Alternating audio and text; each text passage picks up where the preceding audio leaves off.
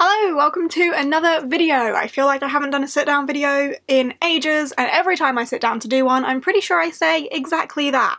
But here we are.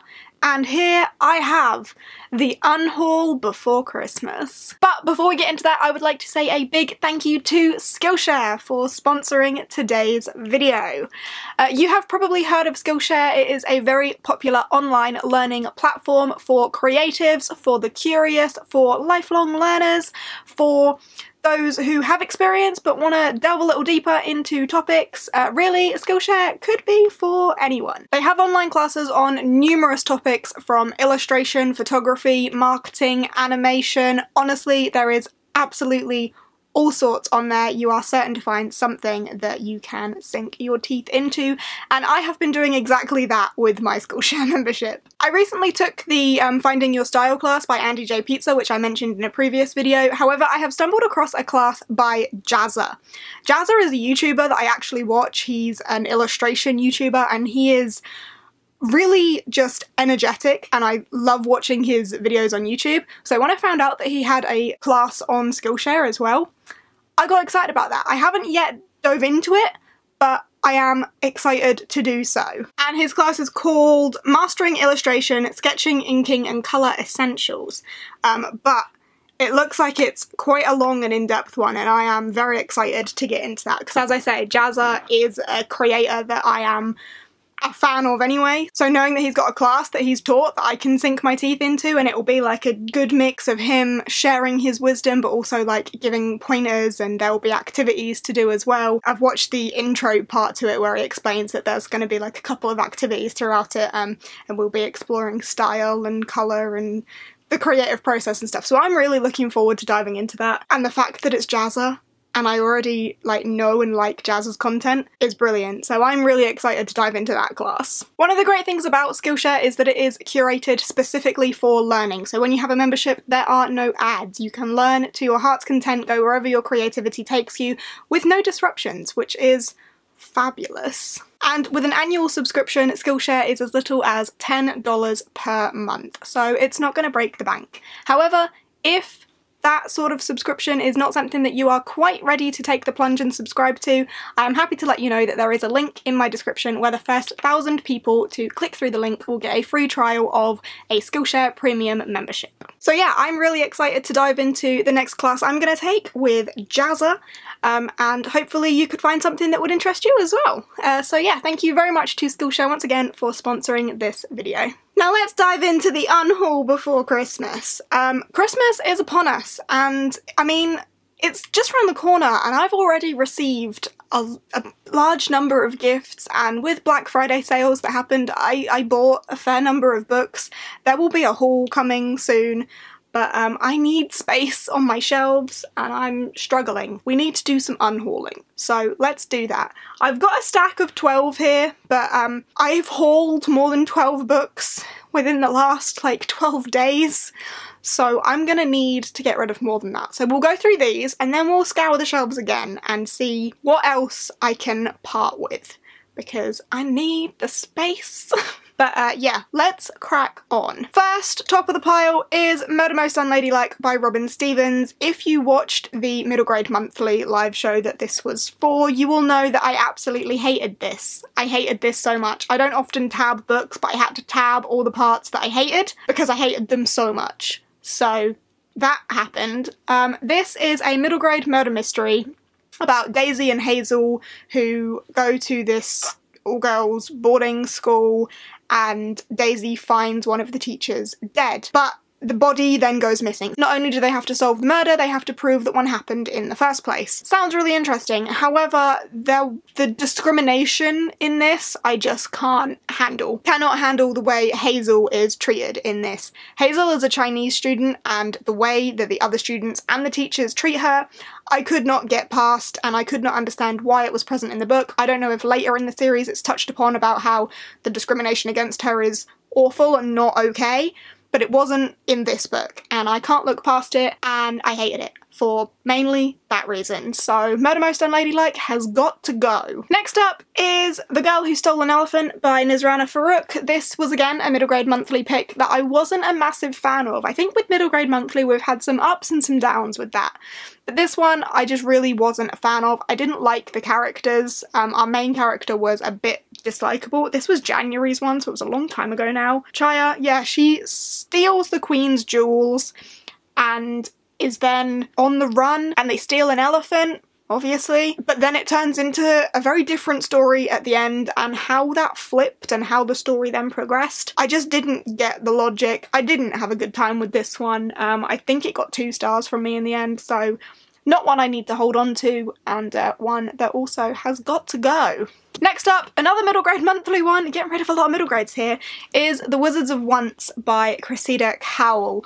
This one I didn't hate. I didn't hate by a long shot, but I got the audiobook of this one, which is narrated by David Tennant, and the audiobook was fabulous. So I'm keeping hold of the audiobook if I ever do want to reread this or dive back into the series, but mainly, I don't think this was for me. I don't think it was a bad book by any stretch, and it's a great book for kids.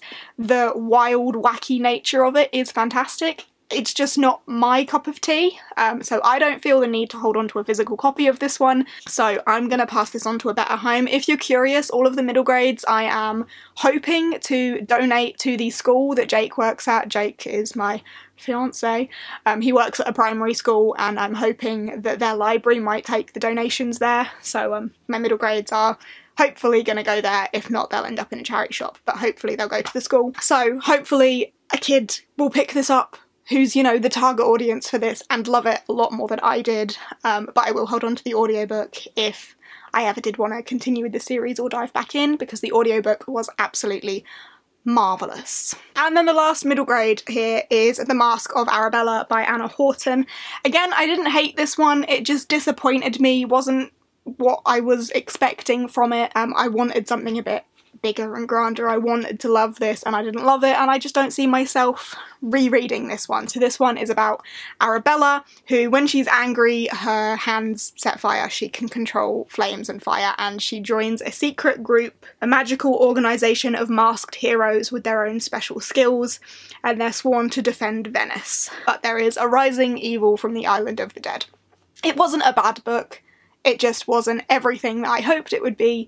Little disappointing, and I don't see myself rereading it, but again, by no means a bad book, and hopefully someone else will pick this up from the school library and enjoy it more than I did. Moving into some YA, and we'll start with the YAs that I've read. Firstly, Onyx and Ivory by Mindy Arnett. I read this a long time ago and I didn't hate it at all. I think I gave it 3, maybe even 4 stars, but it was such a long time ago that I can't really remember it, and I don't feel the need to reread it or necessarily want to continue with the series. But I enjoyed it at the time of reading it. Yeah, Traitor Kate. It's about a girl called Traitor Kate, Kate Brighton, and she works for the Relay, which is like the postal services, but she had an old relationship with the Prince, Corwin, and there's something to do with dragons. Fortunately, Kate has a secret edge. She's a wilder, born with forbidden magic that allows her to influence the minds of animals. That's it. And there are drakes. There are day drakes, and then there are night drakes as well. And there's a murdered caravan, and the Prince is the only survivor. Kate and Corwin have to, like, team up to defeat the drakes. Majorly cannot remember most of this, but I didn't hate it at the time of reading it. At the time of reading it, I think I did want to read the sequel, and just never got round to it, and now I don't think I ever will, because there are so many other things that I'm more excited about. But again, didn't hate this one, just need the space. So Onyx and Ivory is going. The ones that I can't donate to the school, I will probably donate to a charity shop. And then we have Cinderella is Dead by Kaylin Bayron. I didn't hate this, I didn't love this, I never see myself rereading this. This is about a girl called Sophia 200 years after Cinderella has died, and it's a world where all of the women are forced to go to a royal ball and they are chosen as property of the men, and our main character here doesn't want this at all. She wants to break free of this system where these women are oppressed so badly, and she is in love with a woman, which is really difficult in a world where she's about to pretty much be sold to a man. There is some female-female romance in this, and a character that wants to take down patriarchy. There are some twists and turns in this, and I do really like the way this span the Cinderella story, but I'm never gonna reread this, honestly. Bit too romance heavy for my personal tastes, so I shall be getting rid of this one too. Now we dive into some ones that I haven't read. And firstly, let's just get rid of the Morgan Matson books. I bought these a while back, and do I regret it? Yes, I do. But it was a summer one time, and everyone says summer's the time for contemporary, and I thought, I don't like contemporary, but if I'm in a summery contemporary mood, I want some to read. So I got these. I still haven't read them. It's been years. I don't read contemporary, even when it's summer and the time of contemporary. I still don't read contemporary. So the Morgan Matson books are going, because they ain't small, and I'm not gonna read them. Honestly. This was a mistake. Why did I do this? Don't let me do this. Next up, we have The Diabolic by S.J. Kincaid? I don't know how you pronounce that, I'm sorry. This one actually does sound interesting to me. A Diabolic is ruthless, a Diabolic is powerful, a Diabolic has a single task: kill in order to protect the person you've been created for. Nemesis, I believe, is the Diabolic. Yes. Nemesis is the Diabolic created to protect the Galactic Senator's daughter, and there's nothing that she wouldn't do to keep her safe, but when a power-mad emperor summons Sidonia to the Galactic Court as a hostage, there's only one way for Nemesis to protect Sidonia. She must become her. Yes, the Diabolic becomes like a decoy of the Senator's daughter to save her. It sounds interesting, but I've had it on my shelf for such a long time. I've never read it, and I'm never going to. I know it's a series, and I'm just not that interested anymore, like as interested as I was. So yeah, I don't think I'm ever going to get round to this, so I'm just going to get rid of it, simply. Next up, we have Everlast by Sarah Holland. This was a book box book from a long time ago, so it's signed and everything. This is where time is currency. I was interested in this. I've since become less and less interested in this, and it's been on my shelf for such a long time that I really don't think I'm ever going to get round to reading it. So it's gotta go. And I've heard from people that have read it, like, it wasn't phenomenal, and yeah, if I'm not interested anyway and people are telling me it's not phenomenal, then that interest is gonna continue to nosedive, so I'm just gonna say goodbye. And next up we have The Beholder by Anna Bright, which again was a book box book, so I didn't have any choice in getting it, and it's a romance. It's fantasy romance about a woman who goes on a journey to find a suitor or something. She has to find her perfect match and a partner who will secure the future of her people. So it's literally about her finding a husband, so doesn't sound like it's for me, unfortunately. The cover of this one is gorgeous though, and I love the edition that came from Very Loot, but I'm not gonna read it. And was it signed? Yeah, signed Very Loot edition. But I'm never gonna read it, so it's gotta go. And very similar situation with Nocturna by Maya Matane. I was really interested in this because it's like dark magic, a faceless thief, desperate prince, a darkness unleashed. I was really interested in this one. It's a gorgeous Very Loot edition again as well. However, I have heard from numerous sources that I personally won't like this, and they're sources that I trust. People have said that it has a lot of similarities to A Darker Shade of Magic, which, I mean, I don't know, I haven't read it, but I trust these people when they say that I will notice these similarities as a bad thing, whereas there are other people out there that might notice them as a good thing and might like it for those similarities. But because I'm such a massive fan of A Darker Shade of Magic, I apparently will not like it for that reason, because it will feel very similar in a bad way. And I've heard that from multiple people. There are probably people that will say, oh, don't listen to that, you will like it.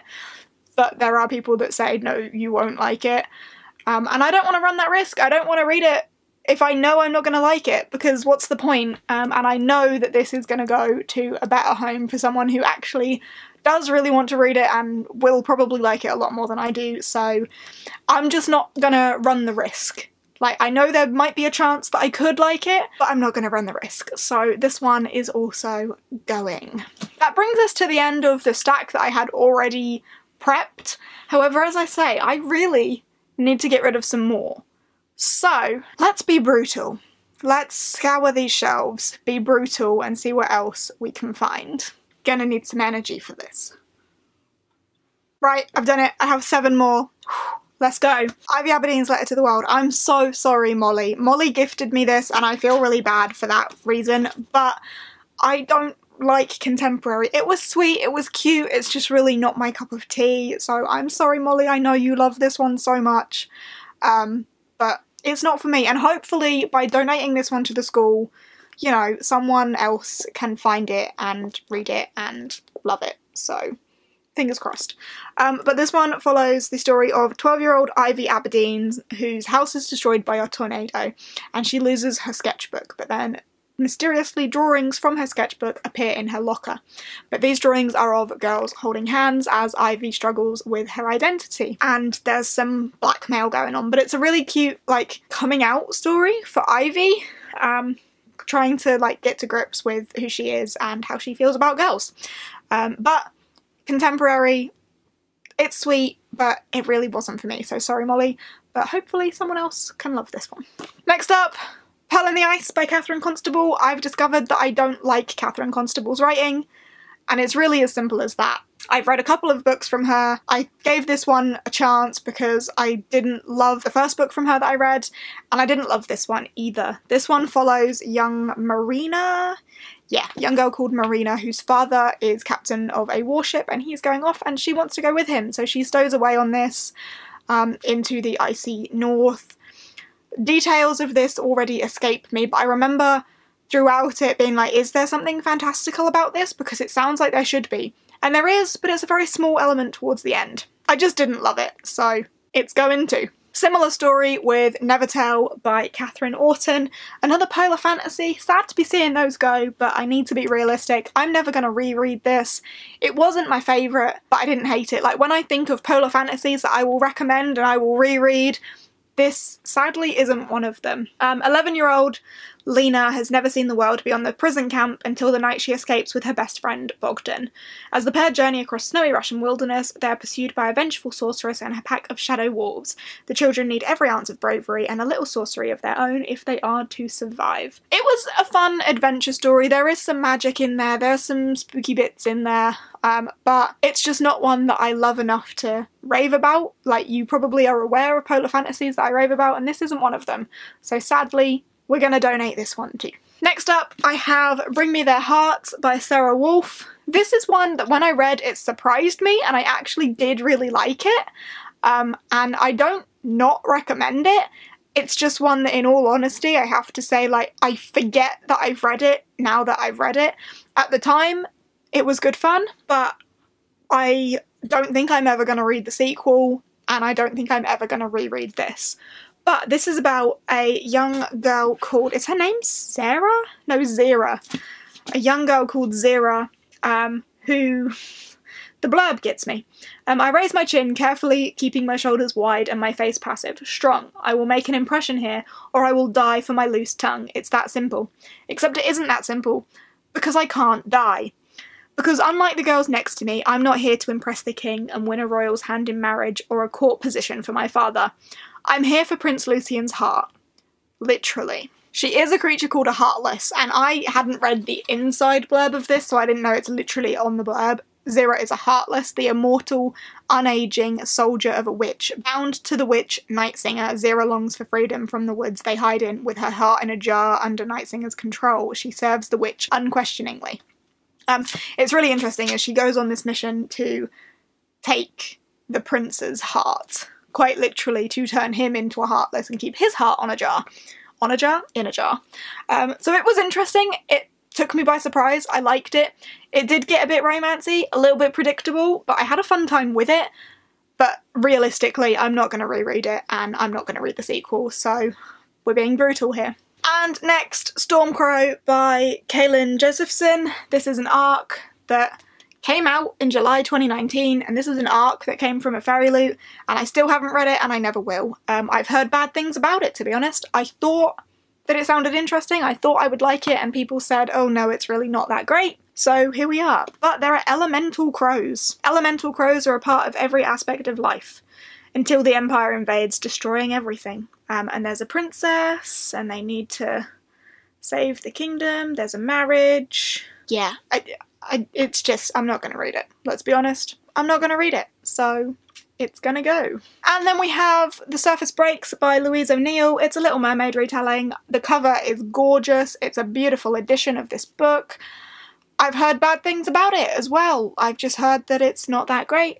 And I've had it on my shelf for years and I haven't read it. And I no longer have any interest in doing so. So it's going. Don't have much to say on that one.